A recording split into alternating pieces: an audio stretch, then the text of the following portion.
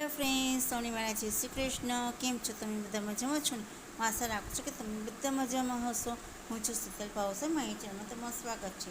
તો આજે આપણે આ વિડીયોમાં જોઈશું રક્ષાબંધનનો માટેનો લડ્ડુ ગોપાલનો ડ્રેસ. તો ડબલ લેયર્સમાં આ ડ્રેસ બનાવવાની છું, તો જેથી કરીને તમે આખો વિડીયો જોજો.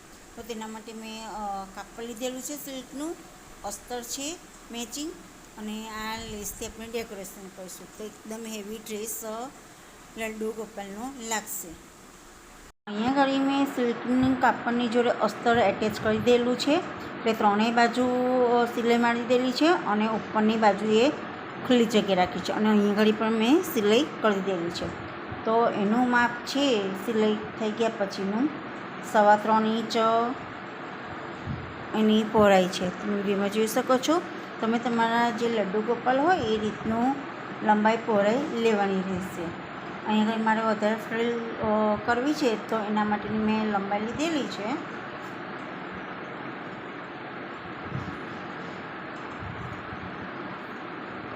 ત્રીસ ઇંચની તમે વિડીયોમાં જોઈ શકો છો. 30 ઇંચની લંબાઈ છે અને 3.25 ઇંચની પહોળાઈ છે. તમારા લડ્ડુ ગોપાલના જે માપ હોય એ પ્રમાણમાં લેવાનું. અને આ બીજું કાપડ છે, લંબાઈ 30 ઇંચ છે અને એની પહોળાઈ લીધેલી છે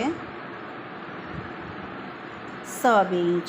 એટલે મેં 3 ઇંચનું મેં કાપડ લીધેલું, પણ અહીં આગળ નીચે પટ્ટી મેં વાળી દેલી છે અને સાઈડમાં પણ પટ્ટી વાળી દેલી છે. આનામાં મેં અસ્તર જોઈન્ટ નથી કર્યું, ખુલ્લું જ રાખીશું. આપણે અહીં આગળ એની ઉપર લેસ મૂકીશું અને એની પર પણ આપણે લેસ મૂકીશું. સૌથી પહેલાં આપણે જે અસ્તરવાળું જે કાપડ છે, અસ્તરને એટેચ કરી દેલું છે કાપડ સાથે, એની ઉપર આપણે લેસ મૂકવાની છે. અહીં આગળ મેં પહોળી પટ્ટીની લેસ મૂકવાની છું. તો આવી રીતના પહેલાં વાળી દેવાનું, એટલે નીચેની સાઈડે મૂકવાની છે ઉપરથી. આ ભાગે અહીં આગળ પટ્ટી નથી વાળી, જે પટ્ટી વાળેલી છે નીચેની સાઈડે ત્યાંથી મૂકવાની છે લેસને.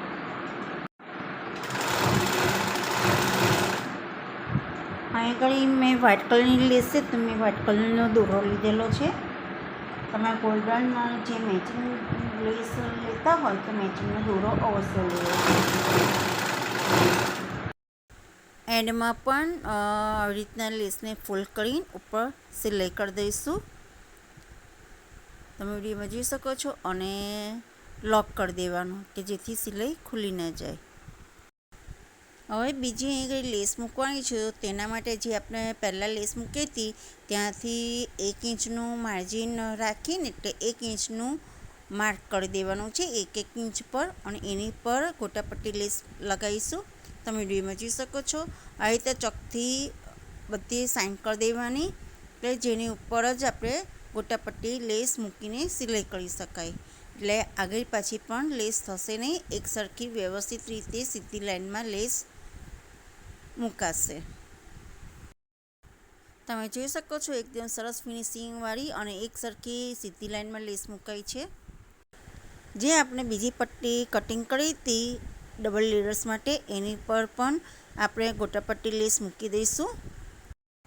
અહીંયા 2 લેસ મૂકી છે, તમે વિડીયોમાં જોઈ શકો છો. અને 2 લેસની વચ્ચે 1 ઇંચનું માર્જિન રાખેલું છે, અને બંને પટ્ટા પર સાઈડમાં પણ ગોટાપટ્ટી લેસ મૂકીને તૈયાર કરી દેલી છે. મોટા પટ્ટા પર પ્લેટ લઈને, એટલે ચપટો લઈને સિલાઈ કરી દઈશું. તમે વિડીયોમાં જોઈ શકો છો. હજુ સુધી તમે મારી ચેનલને સબસ્ક્રાઈબ ના કરી હોય તો પ્લીઝ મારી ચેનલને સબસ્ક્રાઈબ કરી લેજો, અને બેલ આઇકન જરૂરથી પ્રેસ કરજો કે જેથી જે પણ નવા વિડીયો આવે એ સૌથી પહેલાં તમને જોવા મળે. તમે વિડીયોમાં જોઈ શકો છો આખા પટ્ટા પર પ્લેટ લેવાઈ ગઈ છે. અને હવે આપણે જે બીજો નાનો પટ્ટો કટિંગ કર્યો હતો એની પર પણ આવી રીતના ચપટો લઈને સિલાઈ કરી દેવાની છે. હવે આપણે બંને ફ્રિલને જોઈન્ટ કરી દઈશું, એટલે આવી રીતના સિલાઈ કરી દેવાની છે. સૌથી નીચે મોટો પટ્ટો આવશે અને ઉપર નાનો પટ્ટો આવશે. જે આપણે ફ્રિલ બનાવી હતી એ જે વધારેના દોરા છે એને કટિંગ કરી દઈશું. અહીંયા એક પટ્ટી લીધેલી છે, એનું માપ છે લંબાઈમાં 9 ઇંચનું અને પહોળાઈ છે 2 ઇંચની લીધેલી છે. અને એને ઉપરથી સિલાઈ અને સાઈડમાંથી સિલાઈ કરી દેવાની છે. તમે વિડીયોમાં જોઈ શકો છો. આ પટ્ટીને આપણે પલટાઈ દેવાની છે. આ પટ્ટી લાલચીનો ઉપરનો ભાગ થશે ડ્રેસનો. અને પછી ગોટાપટ્ટી લેસ આવી રીતે લગાવી દેવાની છે સેન્ટરમાં. તે એકદમ સરસ પટ્ટી તૈયાર થશે, તમે વિડીયોમાં જોઈ શકો છો. પછીથી પટ્ટીને આવી રીતે એકબીજાની ઉપર રાખીને સિલાઈ કરવાની છે અને માર્ક કરી દેવાનું છે. જે તમારું લાલચીનું માપ હોય માથાનું એ પ્રમાણમાં લેવાનું રહેશે. અહીંયા ઘડી મેં પહેલાં એક ડ્રેસ બનાવ્યો હતો લાલજીનો, એનું માપ મેં લીધેલું છે. તે એ માપ પ્રમાણમાં અહીંયા ઘડી હું સિલાઈ કરી દઈશ. અને આવી રીતના જે ચોલીનું માપ છે ત્યાં આગળ સેન્ટરનું માપ કરીને એ પટ્ટી આવી રીતના લગાવવી રહેશે, તમે વિડીયોમાં જોઈ શકો છો. એટલે જે નીચેનો ભાગ છે એ ઊંધો રાખવાનો છે અને જે પટ્ટી છે એને છતી રાખવાની છે અને પછી સિલાઈ કરવાની છે. પછી આપણે નેફો બનાવવાનો છે દોરી પાસ કરવા માટે, તમે વિડીયોમાં જોઈ શકો છો.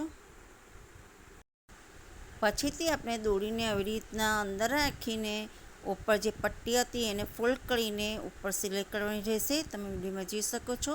અને દોરીની ઉપર સિલાઈ ના વાગે એનું ખાસ ધ્યાનમાં રાખવું. સરસ ફિનિશિંગવાળો નેફો તૈયાર થઈ ગયો છે. દોરીની બંને બાજુએ આપણે ફૂમતા બનાવી દઈશું.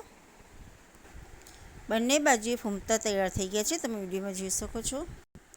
હવે આપણે મુગટ બનાવીશું. તેના માટે મેં એક લાંબી પટ્ટી લીધેલી છે અને પટ્ટીની પહોળાઈ છે 2 ઇંચની લીધેલી છે અને એને સાઈડમાંથી સિલાઈ કરી દીધેલી છે અને એને પટ્ટીને પલટાવી દીધેલી છે. પછી બંને બાજુ સિલાઈ કરીને આવી રીતના વચ્ચે ગોટાપટ્ટી લેસ મૂકીને તૈયાર કરી દીધેલી છે. આવી રીતના ક્રોસમાં રાખવાની છે પટ્ટીને. મેં અહીંયા ઘડી પહેલાં એક બનાવેલો હતો, તમે વિડીયોમાં જોઈ શકો છો. એ જ માપનો મારે બનાવવાનો છે. તમારા જે લાલજીનો મુગટ હોય એ પ્રમાણમાં બનાવવાનું રહેશે. તો આવી રીતના પરફેક્ટ માપનું મુગટ તૈયાર થશે. પછી હાથ સિલાઈ કે તમે મશીનથી કરવું હોય સિલાઈ તો આવી રીતના કરી દેવાની છે. હાથ સિલાઈ કરો તો પણ ચાલશે. હું અહીં ઘડી મશીનથી સિલાઈ કરી દઉં છું. મુગટ માટેની ફ્રીલ આપણે તૈયાર કરીશું. તો અહીં ઘડી મેં લગભગ 9 ઇંચનું મેં લંબાઈ લીધેલી છે ને પહોળાઈ મેં 2.5 ઇંચની લીધેલી છે. નીચેથી પટ્ટી વાળી દીધેલી છે અને પછી મેં 3 ગોટાપટ્ટી લેસ મૂકીને તૈયાર કરી દીધેલી છે. આવી રીતના એક સરખી ફ્રીલ બનાવીને આપણે હાથ સિલાઈ કરી દઈશું. તે એકદમ સરસ ફ્રીલ તૈયાર થશે. આવી રીતે ભેગી રાખવાની છે અને પછી સિલાઈ કરી દેવાની છે, હાથ સિલાઈ. પછીથી આ ફ્રીલને જે આપણે પટ્ટી વાળીને તૈયાર કરતું મુગટ માટેનું એની સાથે એટેચ કરી દેવાની છે. એવી રીતના ત્યાં પણ આપણે હાથ સિલાઈ કરી દેવાની છે. આ મુગટની ઉપર મેં મોતી વર્ક કરી દીધેલું છે, તમે વિડીયોમાં જોઈ શકો છો. તો તમે સ્ટોન કે આવી રીતના મોતી વર્ક પણ કરી શકો છો. વિડીયો ગમ્યો હોય તો જરૂરથી લાઈક અને કોમેન્ટ કરજો અને આ વિડીયો છેક સુધી તમે જોયો તેના માટે ખૂબ ખૂબ ધન્યવાદ.